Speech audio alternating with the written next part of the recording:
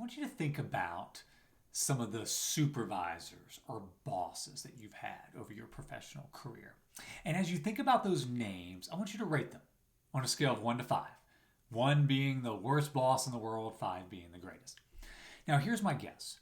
For most of us, we've had more mediocre and poor bosses, the 3s and below, than we've had the good or great bosses, the 4s and the 5s. So why is that? Why is it so difficult for organizations to consistently hire quality managers? Now, that's a big question. There's a lot of factors, right, that go into that. But I want to offer 2 reasons, 2 myths that organizations buy into, which is why they can't consistently hire quality supervisors and bosses. The 2 myths: experience and competency. So today I want to talk about experience. Next week, I'm going to talk about competency. So the first mistake that organizations make is that they select or promote someone to become a manager or supervisor solely based on experience. Now look, experience, it's very valuable. One of the things that a young leader typically doesn't have is experience. There's value in not making the same mistakes over and over again because you've been there, you've seen what works and what doesn't work. But experience or tenure is not the number one reason to hire someone. There are many great leaders who lacked experience when they first started the job. Now, I saw this firsthand, by the way, in one of my previous roles. I got to work at a summer camp, which was awesome. A summer camp called Pine Cove. I was a camp director there, worked 13 seasons for them.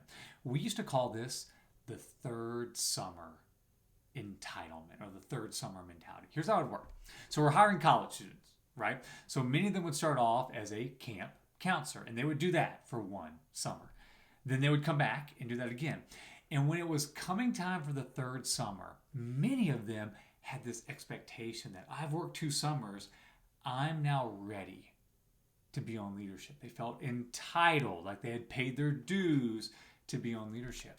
And I saw some camp directors make the mistake of kind of giving into that, right? I mean, they hired and said, hey, they've been here, they know the culture, they know all this stuff, which is good. But that was like one of the main reasons they hired them. And many of those employees, they ended up not being the best leaders, all right?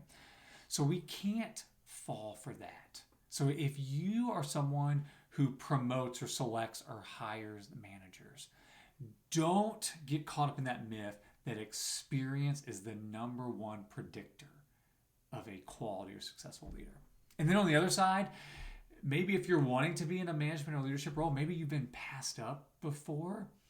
Don't give in to the entitlement, I've paid my dues mentality that you deserve to be a manager or to be in that spot solely based upon your tenure or experience. There's a lot of other skills you need to be a quality leader and manager.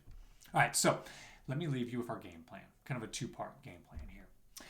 If you are an experienced or seasoned employee, what are some other skills that you need to develop to take your leadership to the next level? Maybe to prepare you for that next role that you want to be in. Maybe you need to ask your boss or manager, what are they looking for, right, for that next role that you can potentially be promoted in?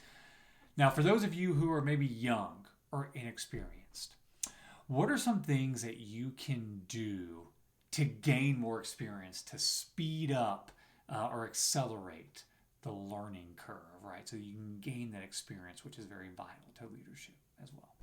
All right, let me leave you with our tweetable lesson. It's by Warren Bennis. Becoming a leader is synonymous to becoming yourself. It is precisely that simple, and it is also that difficult.